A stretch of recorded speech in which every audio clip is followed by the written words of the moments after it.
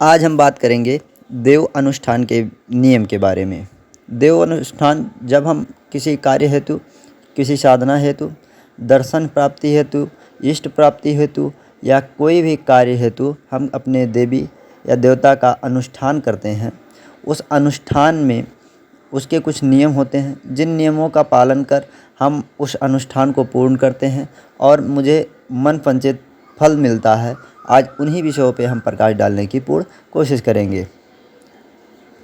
Video को लंबा ना खींचते हुए हम सीधा देव अनुष्ठान के उस नियमों पे आते हैं जो नियम हमें पालन करना होता है ताकि हमारी मंत्रों की ऊर्जा बढ़े, सिद्धि मिले, भगवान के दर्शन प्राप्त हों या जिस उद्देश्य से हम देव अनुष्ठान कर रहे हैं वो अनुष्ठान पूर्ण हो और देव कृपा हम पे हो पाए। तो पहला नियम यह है कि आपको भूमि शयन करना होता है या तखत शयन करना होता है। ये पहला नियम है। दूसरा नियम यह है कि आपको ब्रह्मचर्य का पालन करना होता है, ठीक है। और तीसरा नियम यह है कि आपको मौन धारण करना होता है। मौन धारण यानी ज़्यादा नहीं बोलना होता है। आप जितना हो सके मौन रहें, वो अति उत्तम होगा। उससे क्या होता है, आपकी ऊर्जा जो है, जो मंत्र जप कर रहे हैं आप, उसकी ऊर्जा जो है समावेश हो पाती है।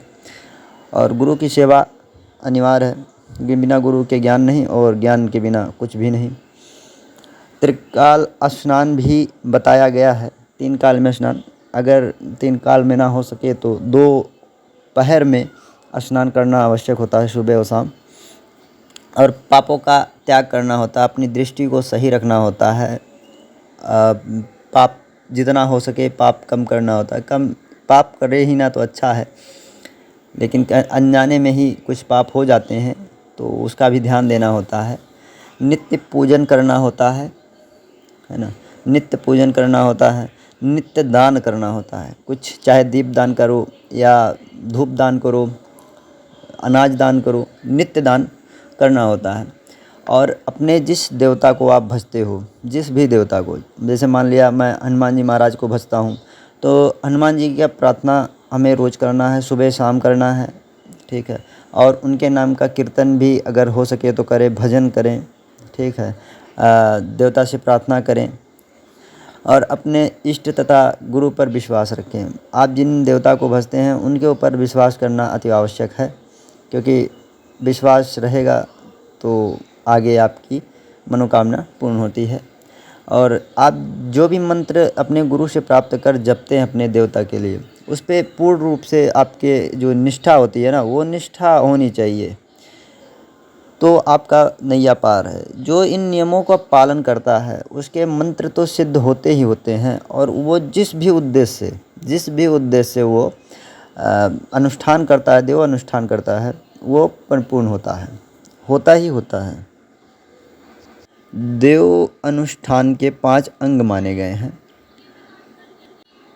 जैसे पहले जप करना है, दूसरा आपको होम यानी हवन करना है अपने उन देवता के नाम, और तीसरा तर्पण करना है, चौथा अभिषेक करना है और 5वां ब्राह्मण भोज करवाना है। ये 5 विभिन्न अंग हैं जो आपको देव अनुष्ठान में करना ही करना होता है, तब जाके आपका देव अनुष्ठान पूर्ण होता है।